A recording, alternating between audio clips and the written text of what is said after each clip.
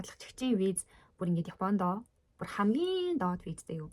Бүр нэг юм тэгээ ингээд Япон тэр хамт ажиллаж байгаа хүмүүс маань Монголдо баг юм хамгийн ядуу байсан хүмүүс баг манад ирээд ингээд ажиллаж ин гэсэн тиймэрхүү ер нь сэтгэхүйтэй байдаг. Тэгэж ер нь бол монголчуудтай бас ханддаг заяа. Тэр нь бүр ингээд амар мэдрэгддэг.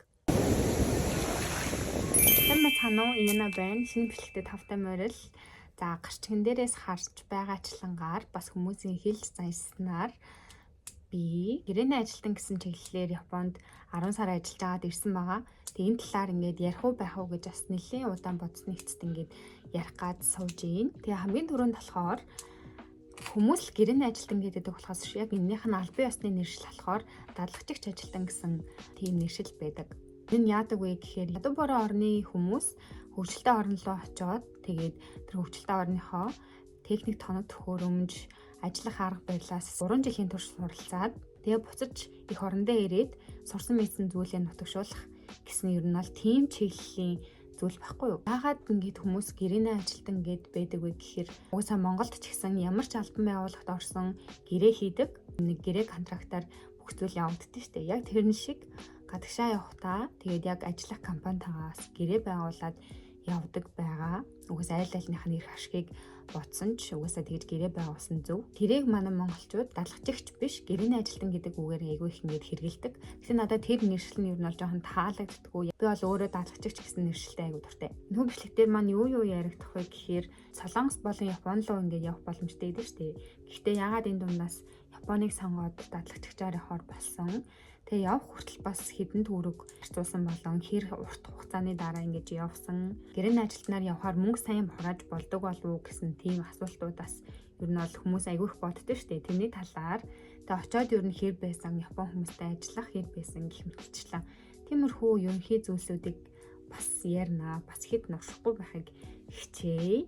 Мөн ажиллаж амьдраад сурсан зүйл Японы дамбуу болон сул талын талаар ярилцъя. Нэг болохоор ягаад Солонгос биш Японыг сонгосон бэ гэхээр Солонгосын гэрээний ажилтан болохоор жилд нэг удаа илүү нэгээс 2 удаа шалгалт аваад ингээд амар олон үе шатлалтай байдаг. Сонгож байгаа хүн ер нь бол айгүй арын хаалгаар сонгодог ч юм уу, эсвэл ингээд Солонгос гэрээний ажилтнаар явуулна гэснээ лоорддаг зүйлс ч юм уу. Тиймэрхүү юмнууд бол амар их байдаг гэж хүмүүсээс зөндөө сонсч байсан. Япон болохоор яг улсаас ингээд жилд 1-2 шалгалт авах биш. Японы компаниуд нь хувийн ийм сургалтын төвүүдтэй гэрээ хийж агаад тэг ингээд сургалтын төвөөр дамжуулаад явдаг байхгүй юу. Илүү хурдан явах боломжтой. Ер нь бол ажил төрлөөч гэсэн ингээд хараад ингээд сонгоод явах боломжтой. Ер нь бол Японд руу явуулдаг бүр маш олон байгууллагууд байдаг. Бас нэг инээдтэй зүйл ярих юм бол би бүр өөрөө солонгос хэлний орчуулагчаар төгссөн. Тэгээд төгсөөд мэргэжлэрээ би нэг 2-3 сар ажилласан. Ажлын цалин нэг сарын 800 сая төгрөгөөс ахгүй. Тэгэл тэр ч одоо өдрийн хоол моол, унааны мөнгө гэр ингээд зарцуулаад инхээр бүр тэр мөнгө хаанаач хүрдэггүй яаж яхад ингээд 2 хуваагаад авдаг заяа. Тэгэл угаасаа л гадагшаа авахыг амар хүсдэг хүн байж агаад арай хурдан явах боломжтой болоо гэж бодоод Япон орныг бас ингээд сонгосон. Ер нь бол бас солонгосын гэрээний ажилтнаар явхад бол арай ингээд солонгос хэл 4 жил сурсан хүн байна да ингээд явах боломж нь өндөр байх боломжтой байсан л та. Гэхдээ зүгээр л би ямаргүй гэрээний ажилтнаар солонгос бол ямаргүй байсан. Зүгээр өөр орныг үзэж ирмээрээс ахгүй. Тэгээд хамгийн ихэнд явах юм нь яах вэ гэхээр 6 сарын турш Япон хэлний анхан шатны мэдгэдэггүйнтэй байх ёстой. 6 сарын турш сураад тэгээ эхлээд бол Япон хэл амар амархан. Тэр эхний 6 сар бол маш амархан байсан. Тэгээд 6 сар сурчаад үргэлжлүүлээд ажлынхаа ярилцлаганд ороод тэнцэх юм бол виза гартал хүлээнэ гэсэн нэг ийм үе шатлалтаагаар явдаг. Япон хэл сураад яг 5 сар болж байхдаа давхар Солонгосын засгийн газрын тэтгэлэгт материалаа өгөөд тэгээд ихний шатандаа тэнцээд 2 дугаар шатандаа ярилцлагынхаа шатанд ороод харин бас хөрхөн сар марын дараа гардаг.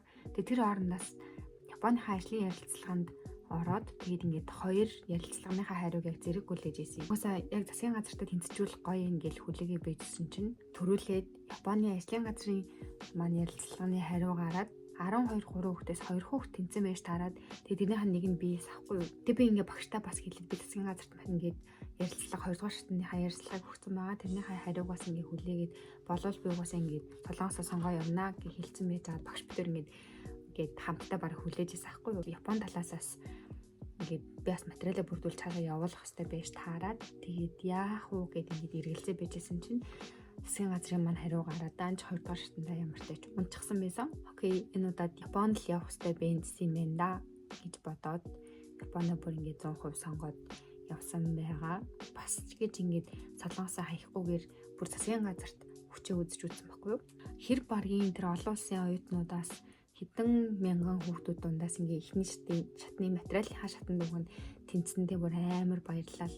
Тэгээ 2 дугаар шатандаа унаал сэтгэл санаагаар бас амар унаагүй дээ. Яг тэгвэл Японы талын хаагаас ярилцлага нь бас ороод тэнцсэн байсан болохоор тэгээд Японыг бол баттай сонгосон байгаа. Тэгээд би визээ бараг 4-5 сар хүлээсэн.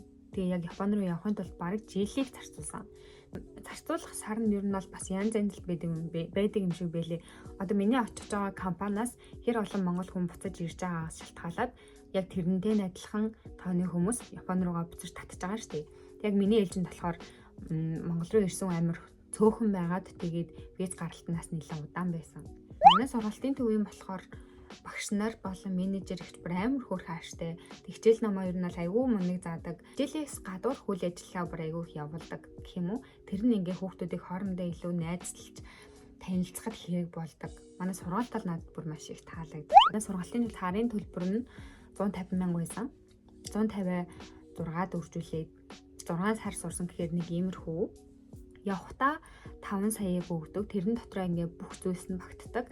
Тэрнээс гадна нөгөө нэг очоод эхний нэг сар ажил дээрээ гарахаасаа өмнө нэг сар сургалтын цоодын Японд тоогоо тасан зохицох нэг тийм Японд хэрхэн амьдрах уу, яах вэ хүү, жишээлбэл наад захын хог яаж ангиллах уу гэх мэтлэн тийм зүйлс ордог нэг сургалт гэдэг байхгүй юу. Тэр нэг сарын турш одоо ингээ ажил хийхгүй, цалин авахгүй байгаа юм чинь нэг тийм стипендэрхүү юм өгдөг байхгүй юу. 7 ман өгдөөсөн манай тэр нийгэмлэгээс. Тэгээ тэд нар нь ингээд ороод ер нь л 5 сая гэсэн үг. Тэрэн дээрээс өөрөө нэмээд Германы мөнгө авч явж болно. Тэгэл бас ингээд жижиг сажиг юм бэлтгэхээс ахуулаад бас мөнгө нэлээд хөрхөн ороод нэг 8-9 сая маяг болсон. Өмнө явхаас өмнөх сургалт гээд 1 сарын сургалт ордог.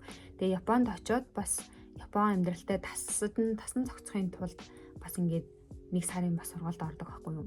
Тэгээд яг Монголоос явахын өмнө менежер ихч одоо очиод 1 сараар сургалтанд суухдаа төвчээртэй байгаарэ гэдэг нэг юм ерөнхий ойлголтыг бид нарт амар хөгдөг байсан. Тэгээд яг яагаад яасан юм гэж ухаж асуугаагүй бид нар яг за окей төвчээртэй байх хэрэгтэй юм байна. Гэл мingэл ч таахгүй. Тэгэн утал ажлын өмнөх сургалтанд байсан нийгэмлэгийн хүмүүс гэдэг хүмүүс болохоор 2 эмэгтэй монгол хүн эрэгтэй Японд дарга байдаг. Яг манай нэрээ нийгэмлэгийн нөгөө монгол 2 ихч бол айгүй мундаг байсан гэд хэлж тайлбарлах зүйлүүдээ бол маш сайн тайлбарлаж өгч байсан. Хаяа бол загнах үедээ загнана гэд тайлбарлаад ярилцах үедээ ярилцсан хамт эмнэлэг явуулж өгнө. Тэр тал дээр бол айгүй мундаг байсан. Японд дараа болохоор ер нь бол аим шигтэй ууртай хүн, нэг тийм боронктой заяа. Бид нарыг ямар нэгэн буруу юм хийх юм бол ингээл орилж чарлал хаалга уу цаваал интернет салгаж малгах гэсэн нэг тиймэрхүү аймаар дарамтнд ингээд байлгасан. Гэхдээ ер нь ажил дээр гарсны дараа би яг ингээл бодсон л тоо. Тэр хүн яг бид нарыг ажил дээр амьдрал дээрээ гарахад ер нь Япон ер нь иймэрхүү шүү гэдгийг эртхэн харуулж байсан юм байна л гэж бодсон. Тэг ингээд цаг барилт болон хэлсэн үгэндээ хүрэх ч юм уу. Тэг Япон эрэгтэй хүмүүс ямар мэдрэл муутай ууртай байдаг вэ гэдгийг хамгийн түрүүний тэр ингээд даргаас ойлгож авч агаад ажил дээрээ ирсэн. Тэгээ яг ажил дээрээ ирсэн чинь яг тэрнтэй адилхан нэг боронктой бас том дарга байсан. Манай компани яг дарга нь амар ууртай заяа бүр тэгэл иймэрхүү наадахын ойлголтуудыг ингээд ойлгуулж байсан юм байна да гэж утсан. Тэгээ тэр яг нөгөө нийгэмлэгийн дарга болохоор ууртайгийн хувьд ууртайч гэсэн бусад үед ингээд гайгүй үедээ гайгүй заяа амар хөөрхөн. Тэгээ бас бүх юм ингээд 2 талтай байдаг гэдгийг бас тэрнээс ингээд амар олж мэдэж сурч авч ийсэн. Бүх юм 2 талтай гэдэг үг бүр амар хэрэглэгдэх бах. Би бүх зүйлийг ингээд нөгөө талаас нь бас бодох аягүй дуртай. Нэг талын өнцгөөс харах нь айгүй шудраг бас юм шиг санагддаг. Эхний 1 сарын сургалт тийм байна. Тэгээд тэрийг дуусаад мэдээд ажил дээрээ гараад амьдралаас арай өөр болж байгаа шүү дээ. Нэг тийм эрхчлөөтэй юм шиг мэдрэмж төрж байгаа юм чинь. Яагаад гэвэл бид нэр Японд очиод эхний тэр 1 сарын сургалтын дээрээ болохоор 2 давхар байрны 1 давхарт нь ингээд 7 охин ингээд хамт амьдардаг заяа. Тэгээд нэг өрөөндөө ингээд дөрвөлэн аваар засч амьдардаг ч юм уу. Нэг тиймэрхүү байсан бол тэр 1 давхрынх нь 2 давхарт нь Японд арга байдаг гэсэхгүй. Тэгээ ингээд чимээ мэмэ гарахаар амар ууралдаг. Тэдэн цагаас хойш гэрэл хасаахыг хориглоно, ус дугарахыг хориглоно, интернет ашиглахыг хориглоно гэл нэг иймэрхүү амар тийм хоригтой, тийм цэргийн чим шиг сургуулалттай барыг тиймэрхүү байсан. Жохон хэцүүсэн тэр үе бол уйлхан уйлна, дуулхан дуулна. Уусаа ер нь бол дадлагчдэр явахаар ер нь дандаа үйлдвэрт ажилладаг. Тэгээд манай үйлдвэр болохоор тийм цэхэн гагнуур хийдэг. Тэгээд цахилгаан өгсрэлт хийдэг тийм компаниас ахгүй юу. Ямар ч тач ажил нь бол маш амархан байсан. Юмыг хурдан сурдаг болооч түр надад бол ажил нь бүр айгүй амархан санагдчихсэн. Тэр ингээд Японд байхдаа бичсэн юмнууд байгаа ахгүй юу. Япон хүнтэй ажиллах нь ямар байдаг вэ гэх. Тэгэн дээр бичсэн юмнуудаа шууд яриа авчий. Ер нь бол хүмүүс зөндөө сонсч л байсан баг. Ингээд яг ажил бол тарах цагтаа тарна, эхлэх цагтаа эхэлнэ гэх тийм бүр юм ясны гэж ярьдаг шүү дээ японочууд. Тэгсэн чинь дадлагчигч гэдэг хүмүүсийг ер нь бол жоохон нэлийн дорд үздэг. А яагаад гэвэл штэ дадлагчигчийн виз бүр ингээд Япондоо бүр хамгийн доод визтэй юу. Бүр нэг юм тэгээ ингээд Япон тэр хамт ажиллаж байгаа хүмүүс маань Монголдо баг юм хамгийн ядуу байсан хүмүүс баг манад ирээд ингээд ажиллаж ийн гэсэн тиймэрхүү ер нь бас тэхүүтэй байдаг. Тэгэж ер нь бол монголчуудтай бас ханддаг заяо. Тэр нь бүр ингээд амар мэдрэгддэг. Уг нь бол өөр газруудад бол ажил тарах ёстой цагтаа яг тардаг. Тэгээд эхлэх ёстой цагтаа эхэлдэг ч юм уу тийм ээж магадгүй. Гэхдээ манайх бол ихэнхдээ яг хуу тарах ёстой цагтаа тарна л та. Тэгсэн чинь ингээд хаяа болохоор тарах хонх дугарчаад тах чинь 10-15 минут зүгээр ажиллаж өг. Энэ илүү цаг биш. Гэхдээ чи зүгээр ажиллах ёстой. Чи энийгээ дуусгах ёстой гэдэг ингээд тэр надад бүр амар шудраг бус санагддаг гэсэн зөө. Яаш дэрлэхэд байгаа юм бэ гэдэг ингээд нэг тийм жоохон таалагддаггүй байсан. Дадлагчигч ажилтнаар яваад хамгийн хийлэх чухал зүйл нь ер нь бол чамайг нэг үнэлэхгүй дээ. Чи ингээд хичээгээд ажиллаад сураад ингээд хэр их ажил хийн төдий чинийгэр чи ингээд нэмж ажиллаж чинь өгөөл юм. Би жишээ авч ярив заяа. Анх ингээд сураад сурсныхаа дараа өдөрт 2 ширхэг бокс ингээд хайрцаг бокс ингээд угсардаг байлээ гэж бодъё заяа. Хичээсээр хагаад нэг өдөр ингээд 3 бокс угсарчлаа. Тэгээд тэгсэн чинь маргааш нь өдөрт ч юм уу те эсвэл нэг 2 бокс талтай ингээд бүтэн 3 бүтэн чадахгүй ингээд байх юм бол чи өчтөр 3-ыг чадчихад өнөөдөр яхалаараа 3-ыг чаддаггүй энэ чад гэж хэлдэг. Чи нэгийг илүү чадсан юм чи яагаад 2-ыг илүү чадахгүй гэж ч юм уу. Ер нь л тэгэж ингэж амар ажиллаар шахдаг. Монголчууд ажилдаа сайн махав гэдгийг бүр ингээд мэддэг болохоор тэрнээс илүү ингээд шахдаг. Бид нэр хамтдаа Бразил хүмүүстэй хамт ажиллаж байсан, Таиланд, Вьетнам хүмүүстэй хамт ажиллажсэн. Тэд нар бол бүр ингээд ажлыг тэгтлээ сайн бол ердөөсөө хийдэггүй. Тэднийг бас хий гэж ердөөсөө монголчууд яг шахдаггүй. Ямар ажлын бүтээмж гарнаас нь гардаг гэдгийг угаасаа мэдчихэж байгаа болохоор тэр бүр ингээд хамаг бэр чадлаа шавхан баран ажиллаад бол хэрэггүй. Тэгээд чамайг сайн ажиллаа гэд илүү цалин бол өгөхгүй. Би ингээд амар сайн ажиллах төрлөө юмээс ахгүй юу. Тэгээ ингээд сайн байна гэж хэлжсэн удаа бол байхгүй. Илүү хий гэж ингээд дарамт шахалтанд орж исэн үе зөндөө байдаг болохоор харин миний ойролцоо муу хийгээд ажиллаа хийж чадахгүй байгаа хүмүүс нь ингээд илүү цагийн ажил хийдэг гэсэн ахгүй өргөжлөл 1-2 цагийн. Тэгэн гутал мөнгө нэг ингээд ашигтай штэ илүү 1-2 цаг ажиллах юм бол өөрөө ингээд бие дамар тайван хийж агаад тэгээ ажил нэмжгүй байх юм бол 1-2 цаг илүү хийгээд би ингээд мангар хурдан хийгээд дуусчин гутал илүү цаг гэсэн зүйл байхгүй. Тэгээ манай ажил дээр ердөөс илүү цаг байхгүй. Тэгээ цалин нөлөөтэй бас ердөөсөө ирдэггүйс. Ер нь бол Японд ажиллах юм бол илүү цагтай байвал цалин бол хамаагүй илүү авдаг. Дараагийнх нь болохоор нэг хөөрхөн юм нь бүх баяруудаар бэлэг солилцдог таньдаг хүмүүстэй хамт ажилладаг хүмүүстэй өгдөг. Валентинаар гэх жишээлбэл ингээд цагаан шоколад орсон чихэрнүүдтэй ингээд уудлаад ингээд өгдөг байхгүй юу? Тэгэн гутал хэдэнд нь нэлээ буцаагаад нөгөө нэг хар шоколад өгч мөгдөг. Нэг тиймэрхүү хөөрхөн баярууд шинэ жил мэлээр ингээд Christmas энтрээр бас хөөрхөн жижигэн бэлэг чихэр ингээд өгдөг. Тэгээд тэрэнд нь ингээд монголчууд ч гэсэн амар сурцсан. Тэгээд хамт ажилладаг хүмүүс нь бас гадаад хүмүүс байдаг болохоор тэд нартайгаа ингээд бэлэг аягүй хөөрхөн солилцдог. Ер нь бол бүх компаниуд тийм байх гэж бодож байна. Хүмүүс Япон хүмүүс ийм тийм ингээд зөндөө сонсч байсан баг сайн талаар нь.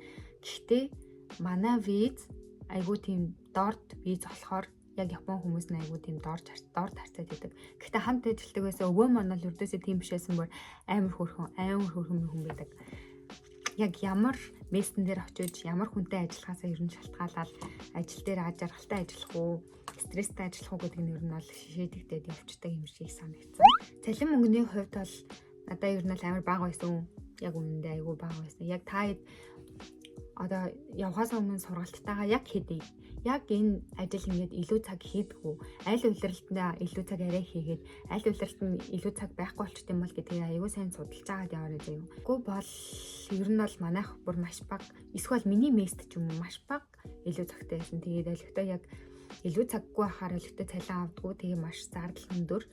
Тэгээ хураах боломжтой юу гэхээр би яг хураахын хувьд бол хураасан. Гэхдээ би очсон ингээл эхний 1-2 сараас эхлээд би энэ удаан байхгүй мэн гэдгийг бол ердөөс өөр шууд ингээд мэдрээд гадарлаад тэгээ цаашдаа ингээд төлөвлөгөөгөө гаргаж явсан болохоор би ингээд хит их мөнгө цуглуулъя гэж улаараагүй маш их аялсан. Миний аялсан бичлэгүүдийг харах юм бол гэхдээ аялахдаа бас хит юм зарлагтайгаар аялахгүй айлах баг төсвөр аялаад тэгээ үлдсэн мөнгөнийхөө талын даалт хийгээд талаар нь ингээд хоол ундаа болгоод ингээд явдаг гэсэн. Яг хураа гээд гүрээгээд хураавал хураа нь аялж маялахгүй байх юм бол гэхдээ ер нь бол аялсан л дээр гэж хүн болгон зөвлөдөг. Аялаагүй ингээд Монгол буцсан хүн болгон аялаарай гэж зөвлөдөг. Би бол хангалттай сайн аялаад үзхийг хүссэн бүх юмаа үзэж ирсэн. Хөөрхөн тодорхой хэмжээний мөнгө цуглуулж ирсэн. Тийм болохоор маш happy байдаг. Тэр тал дээр бол тэр мөнгө цуглуулах ер нь бол боломжтой. Чи өөрөө яахаас шалтгаална гэсэн үг. Тэгээд миний очсон газар болохоор Монгол эмэгтэйчүүд бүр амар их байдаг заяа. Залуугаас хөвшин хүртэл байдаг. Тэгээд яаж байгаа нөгөө олон Монголтай газар тэр тусмаа олон эмэгтэй үнэтэй газар хил ам бүр амар их байсан. Яг би ингээд нэг амар жожиг байсан. Хамт ажиллах охинтой бол баг юм ярьдаг. Дан эмэгтэй хүмүүс байдаг болохоор тэр нэг ингээд амар хил амаар дормжилдаг, муулдаг, хийгээгүй зүйлийг хийсэн болгож гаргаж ирнэ. Тийм болохоор ер нь бол бас очих газар маань Монгол хүмүүс хэрэг байна.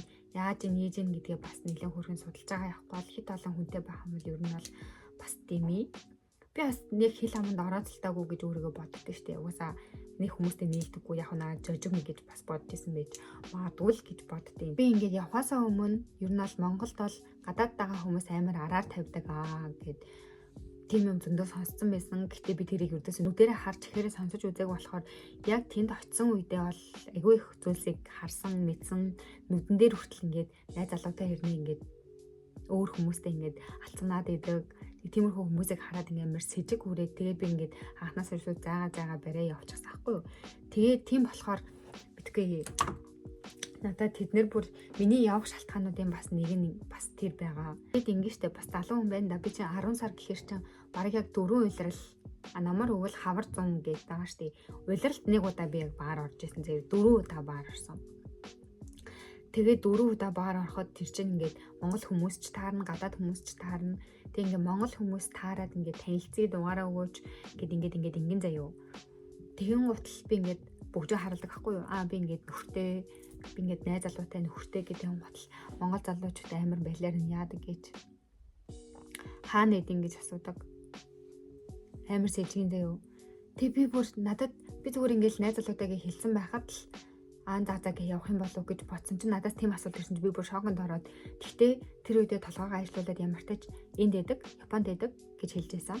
Тэгээд хэлээгүй бол Монголд байдаг бол явалтчил та ухааны юм ярих гэдэг заяа Монгол залуучууд бүр ичдэггүй бүр тэр нь одоо бүр амар сэжгийн санагдчихсан. Тэгээ Монголоос гадна өөр гадаад орны хүмүүс тэр тусмаа Япон хүмүүс ингээд дугаар асууя танилцъя гэдэг юм бол би ингээд нөхөртэй гэдгийг хэлэхээр ойлголоо. За амжилт хүсье баяртай гэд ингээд шууд хэлээ явдаг. Нэг иймэрхүү бүр ийм ямар сэжгийн байгаад бүр ингээд эндээс ингээд ил харагддаг заяа. Ийм болохоор нэг олон баар сав ордоггүй байсан. Тэгээд ямар ч удирдлагатай нэг удаа аялаад явж байхдаа өөр хотуудаар аялаад явж байхдаа тухайн хотынхоо баар руу ер нь бол орж үзээд явдаг байсан. Тэгэхэд Японоос сурсан зүйл бол угаасаа амар их байгаа. Хамгийн түрүүнд одоо цаг барилт сурсан. Тэгээ хоёрт гэх юм бол бүх зүйлийг яг төлөвлөгөөний дагуу хийж сурсан. Маш сайн төлөвлөж сурсан.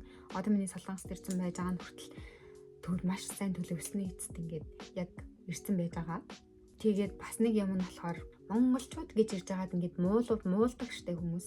Гадаад өөр орны хүмүүс ч юм уу, японочууд ч юм уу. Тийм юмд бүр яс хавталцаад амар уур хүрдэг болчт юм бэлээ. Дахиж ингээд монголоо муулахгүй байх юмсан гэсэн нэг тийм бүр юм ясны юу хийх юм бэ? Их оронч зантай болоод ирд юм билээ. Гадагшаа явсан хүн болох юм бол тийм зүйл сурдаг байх. Гэтэ Монгол гэсэн нэрээ уландаа дэвслээд явж байгаа бас муу монголчууд байгаа л да. Тэд нарыг бол тэгэл бурхан өшөг. Бурхан битэн өшөг баг. Ямар ч тач Монгол гэсэн нэрээ эргэн тойрондоо ч юм уу ядаж би сайн яваад Монгол хүн чинь ийм сайн шүү гэж хэлүүлэх юмсан гэж бодож явдаг болсон. Тэг мэдээж маш сайн бие дааж сурна. Би нэр ингэ бичсэн байгаа хгүй юу? Өөрийн гэсэн бодолтой байх. Хинт чамд хэнийг ч юу ч гэж хэлж ярьсан. Чи өөрийн зөв гэсэн бодлыг авч үлдэх хэрэгтэй. Тэр хүний дургүй хүнд чи дургүй болох албагүй. Чиний дургүй хүнд өөр хүн бас дургүй байх албагүй гэж байгаа хгүй юу? Тэгэхээр ер нь бол өөрийн гэсэн бодолтой байх. Өөрийн гэсэн бодолтой байж ер нь бол сурсан. Японд ирээд нэг сул тал байснаар сарын тэмдэг бүр нэлээд өөрчлөлттэй болсон дээ юу. 5-6 сар бараг биний мэрэгүү. Тэгээ ингээд эмнэлэгт үзүүлээд уг нь даатгалтай байгаа штеп. Бас 70% даатгалтай байсан гэж санаж байна. Даатгал төлдөг хэрнээ бүр маш өндөр дүнтэй гарсан. Тэгээ ингээд буцаа олголттой байд юм болов уу гэж амар гордоод байсан чи буцаа олголт байгаагүй. Тэгээ маш өндөр дүнтэй эмэгтэйчүүдийн эмчт үзүүлсэн 2-3 удаа очиж үзүүлсэн. Яг нэг үзэл дээр бас ингээд үздэггүй. Бага амьдарч байгаа орчноос айлах юм бол эмэгтэйчүүдийн ингээд сарын тэмдгийн өөрчлөлт болдог нь бол угаасаа л байдаг зүйл юм байна гэж би бас бодсон. 5-6 сар бараг ирэхгүй байгаа нь бараг хэвээ үзэгдэл. Тэгээ миний 6 дахь сар дээр өөрөө шууд ирсэн л дээ. Эмнэлэгт үзүүлэх тал дээр бол Японд бүр ингээд үхэж хатгаагүй л бол тий амар өвдөөл уйлан дуулаад ингэж л очиж үзүүлэхгүй бол хэр баргийн ер нь бол өвчнөд тоодгүй. Одоо сүлд нь бол би Японоос яагаад явах ёстой вэ гэж бодсон бэ гэхээр штэ. Үйлдвэрт ажилд үздэхэд болохоор би залуу байгаа дээрээ энд ингээд ажиллаад байх нь ердөөсөө зохицгүй зүйл юм а гэж бодсон. Би амрыг ийм амархан ажил хийгээд ингээд байгаад тэгээ өөрийнхөө дургүй ажлыг хийгээд бас хүмүүст ингээд дорд үзэгдээд ингэж ажиллаад ах нь миний хийх ёстой зүйл биш юм байна гэж бодоод тэгээд окей би цаашаа дахиад сурах ёстой мэн гэсэн бодол өөрчлөөд төлөвлөгөө гаргаад ингээд хийе гэсэн төлөвлөгөө аль хавраас хойш гаргаад тэгээ би сая ингээд намар Солонгост ирсэн. Одоогоор хэлний бэлтгэлээр сурч байгаа ч гэсэн цаашлаад бас сурах мэргэжлээ сонгоцсон байгаа. Ажил нь маш амархан санагдаад байсан болохоор миний толгой тэр чинээрээ маш хурдан юмыг хүлээн авах боломжтой байгаа үе дээрээ явж байгаа. Тэгэхэд би яагаад ийм амархан ажил хийгээд байгаа гэсэн нэг тийм бодол төрөөд тэгэд илүү их ингээд залуу байгаа дээрээ олон юм сурч мэдээ гэсэн хүсэл эрмэлзэлтэйгээр сурахыг ер нь бол бас сонгосон. Тэгээд Японоос явъя гэдэг шийдвэрээ бас ер нь гаргасан. Би ингээд ер нь бол амар эрэг төрлийн хүн байхгүй юу. Тэгээд миний ингээд Японд байсан Монгол хүрээлэл маш сөрөг нэг тийм бас архинд хит их дуртай маш сөрөг юм бодолтой хүмүүс байгаад байдаг гэсэн. Тэгээд тэднийг дагаад би ч гэсэн маш сөрөг болоод өөр ингээ гэрээхэнтэйгээ ч юм уу найзуудтайгаа Монгол руу ярихаар ингээ миний ярианы сэдв хүртэл ингээд өөрчлөгдсөн. Бүр болохгүй бүтггүй гэсэн нэг тийм юм яриа ингээд суудсан бүр тийм муухай болсон байсан байхгүй юу. Тэгээд энэ орчин надад бас тохирохгүй байгаа мэн гэж би бодоод тэгээд орчноо бас боли соли эндээс явах хэрэгтэй мэн гэдэг бас шийдвэрийг тэндээс бас гаргасан. Тэг яг Японы бас нэг хэцүү юм нэг газар хөдлөлт миний бас явхад Японыг орхиё гэж шийдсэн бас нэлээд том шалтгаануудын нэг бол нэг байгалийн гам шиг цунами байна, газар хөдлөлт байна, тайфу байна. Тэг тэднээс бол амар айдаг байсан. Газар хөдлөлтийг ингээд мэдрэх мэдрэмж тэг ингээ утасны тохиолдол дуурах тэр мэдрэмж бас үнэхээр амар. Тэр нь л байхгүй байсан бол Япон бол үнэхээр амьдрахад амар гоё оров. Тэрнээс ингээд бараг травматай болоод ирсэн болохоор одоо хүртэл ингээд Солонгосын өндөр барилгуудын хажуугаар явахаар газар хөдлөлт юм шиг мэдрэмж төрж мөрөн жоох нэг тиймэрхүү зүйлээ мартаж болж чадахгүй байгаа. Гэхдээ яг мартгал байх. Ерөнхийдөө бас одоо даалгачдаар явж байгаа хүмүүст зөвлөгөө гэж өгөх юм бол ажил дээрээ ер нь бол стресс авна. Стрессээ гоё тайлдаг байхаарай, дуртай зүйлтэй болоорой. Өөрөө үнэхээр хүсэх юм бол эдийн янзын юмд мөнгө төгрөг зарцуулахгүй байх юм бол мөнгө хураах бол боломжтой. Ер нь бол газ ажиллаа сурчвал амар. Тэгээд ажлаа яг ингээд цагийнхаа дагуу хуваарлаад би тэдээс тэдэн цагийн дотор энийг ингээд хийн. Тэгээд тэрдэн цагийн дотор энийг хийн гэдэг ингээд сурсан ажлаа хуваарлаад сурчих юм бол амар амархан. Өөрийгөө хит бити тахаарай, өөрийгөө бити цаваагаарай. Зүгээр угаасаа явандаа дөнгөж очиж байгаа хүмүүс тэр ажлыг ингээд сураад алдаж болох Японочууд алдаж болох эрхийг угаасаа өгдөг дөнгөж ирж байгаа хүмүүст тэр үедээ алдхаас битээ яарэ. Гоё тэг дараагийн цалинд хэдийг аавна гэсэн тооцоололтой. Тэснэ тэр цалингаа тэгин ингэн гээл маш сайн төлөвлөгөө угаасаа танаасаа гаргаж сурчд юм дөө. Тэг гоё төлөвлөгөөнийхөө дагуу яваад өөрийгөө гоё хөгжүүлээд эрүүл агаад гоё эрүүл хүнс хэрэглээд тэгээ гоё хөдөлгөөнтэй тасгал хөдөлгөөнтэй байгаарэ. Яаж ч хийсэн зүгээр л чимээгүй өнгөрөх биш. 1-2 удаа твчих биш, зүгээр ихнийх дээр нь шууд хийлээрээ. Заяа. Тэг ингээд тэгэж ярилцчээж ингээ гэртээ хүртэл гоё стрессгүй гоё амьдрна. Тэгээд ингээ далгачигч ажилтнаар Японд ажиллаж байгаа, Солонгост ажиллаж байгаа ч юм уу. Тэг эсвэл яг ингээ явна гэсэн бодолтой төлөвлөгөөтэй байгаа хүмүүс гэвэл өөрийгөө гэрээний ажилтан гэж бодоод ингээ хүн амтнаа санаа зовоод авах ердөөсөө шаардлага байхгүй шүү. Гэрээний ажилтан биш. Чи гэрээгээр сурдаг ажилтдаг гэдэгтэй гэх юм бол өөдөөс нь би дадлгачигчаар ажилтдаг. Дадлгачигч бол ийм гэж сая миний түрүүний хэлсэнчлэн тайлбарлаж чаддаг байгаарэ. Тэгнээс гадна өөрийгөө зоригжуулах, өөртөө ингээд урам зориг өгөх нэг зүйлчин болохоор Монголд байгаа хүмүүс шиг ингээд өдөр хоногоо аргацаагаад зээлээ төлөөд тэг ингээд илүү гарах зүйлгүй ингэж явж байгаа хүмүүсийн хажууд чи бол өөрийн гэсэн зорилготой тэгээд ингээд их орноосоо хоол эцэг гэхээсээ гэр бүлээсээ хоол тэг ингээд хүний нутагт бие даагаад ажилд амьдраад ингээд хүний үг даагаад сураад явж чадчих гэдэг чинь чи бүр маш мундаг байгаа шүү. Яг энэ замыг сонгоод явж байгаа гэдг нь сонгоно гэдэг нь бас чамд чи үнэхээр мундаг шийдвэр гаргаж байгааг нэг шүү. Угаасаа гадагшаа гарч үзсэн дээр гэж хүн болгоныг би хэлмээр байна. Тэгм болохоор тэр нэг гэрээний ажилтан гэсэн нэг балиар нэршлийн дор явж ийн гэсэн бодолгүйгээр нэг тийм өөртөө ихтэй гоё агаараа заяа. Тэг ингээ өөрийгөө хөгжүүлээд бүр шал өөр алт юм уу гадагшаа явж үзэхээр тэг заавал нэг гадагшаа явж үзээрэй. Тэгээд бас тэр хөөрхөн тэгээд 5-9 сая төгрөг зарцуулна гэдэг чинь бага мөнгө өртөөсөө биш шүү дээ. Тэр мөнгө их мөнгөийг зарцуулж ирчээд тэг ингээд Японд ажил хийж байгаа хэрнээ мөнгө хураадаггүй жоохон арчаагүй царайлаад байдаг гарууд бас зөндөө байдаг шоуд ингэж явдаг заяа. Тэр гаруучиг битээ байгаарэ. Мөнгөө хой цуглуулад, хураахыг хураагаад, аялахыг аялаад ингээд зөв зохицуулж сураарай. Нийл ер нь бол хүмүүжил болон зорилгоч нь л чамайг хөтлөөд явчих бах. Тэгээ тийм болохоор яг зорилготоо хүрээд үнхээр мөнгө цуглуулна, талын цуглуулна, талаар нь ингэнэ гэд нэг юм төлөвлөгөөтэй агаарэ.